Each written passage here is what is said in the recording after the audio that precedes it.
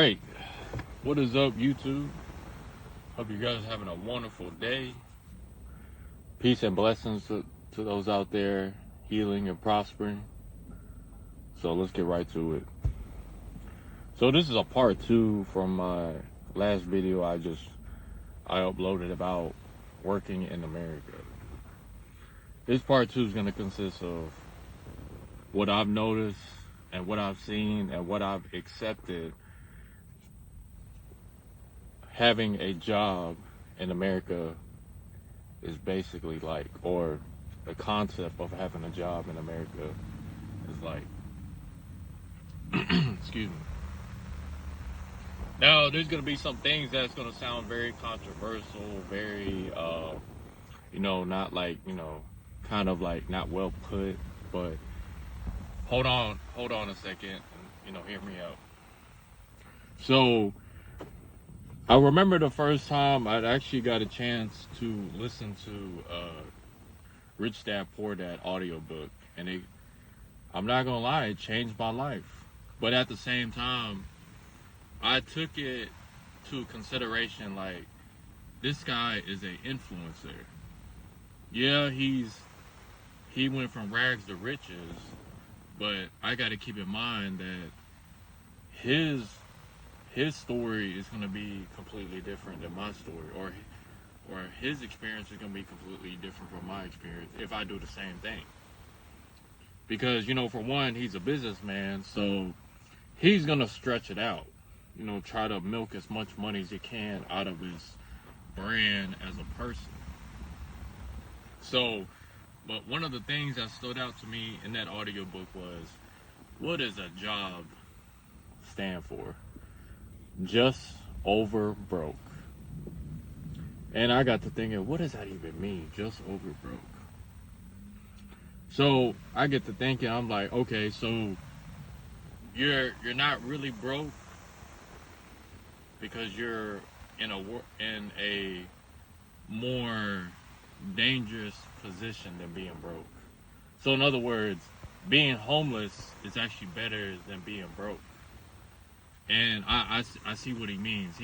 What he really saying is like, a job is designed for you as a person who has no outside the box thinking like, hey, I could start a business. Hey, I could utilize my skills. Hey, I can learn something new and solve a problem for my community, or for society. And maybe, build a fortune out of it, build a, just, create something out of nothing. Jobs are usually for people who, just accept their fate and live with it, or just looking for a steady paycheck and nothing more, nothing less. Because they don't want to think outside the box because it's too much hard work, or they're afraid of failure, or, there's outside factors that, play in, like family, you get it. But for one, every job out here is serving you peanuts for what you're actually worth as a person. Because of the fact that every job I've been to, I've worked my ass off. And I mean, I've worked my ass off. I stood my ground. I ate my shit. And I said, I'm a do my part, and I'm gonna work hard no matter what. I did this for every job I got a chance to prove myself to. And you know what I end up getting? The short end of the stick, being overworked, feeling stressed out, and being broke than I was before I even got the job. So it's kind of like, he is exactly right. So at the same time, where am I going to get this money? And where am I going to, get this same amount of peanuts I'm making right now if I can't if I can't work a job? So see, you're in a dilemma here, right?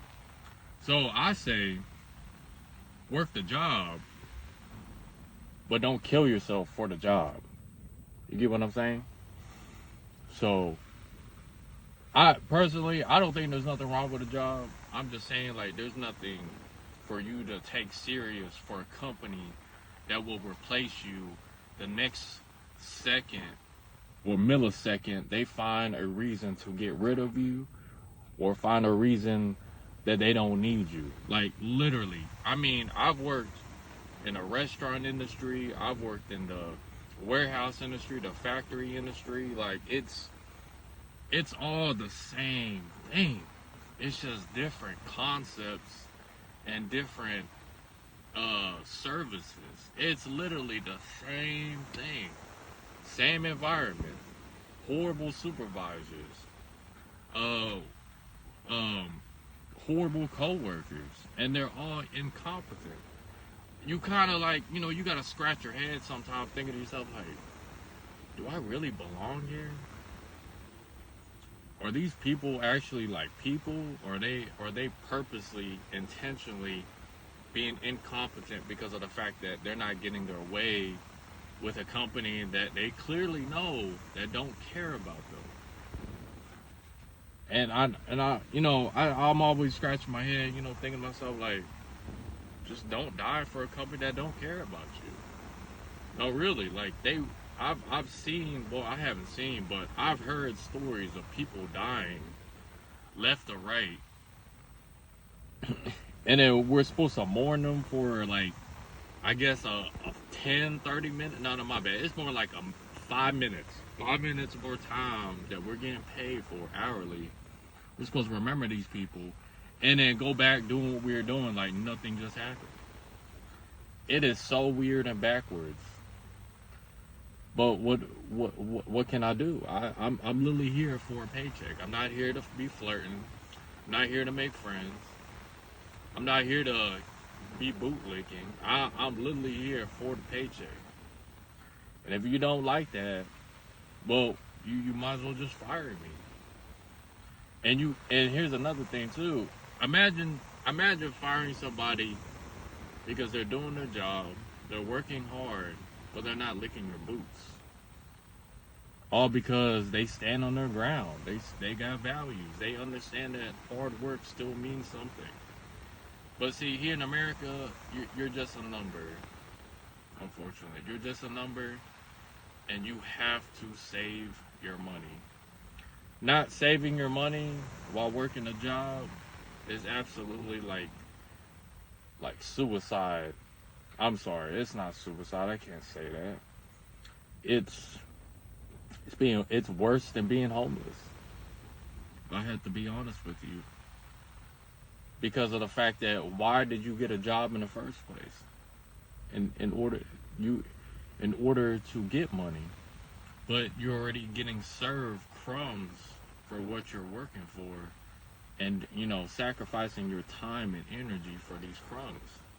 So you're gonna have to utilize for what you get and what you have, instead of joining this culture of consumerism that leads you to an endless hole of emptiness at the end, and eventually you'll probably come around to either what they call it, crashing out, or becoming a drug addict in the streets. Like, honestly, there's nothing wrong with being homeless, but it's just the fact that the things that comes with it, like mental illness, drug addiction. I can go on, but you get what I'm saying.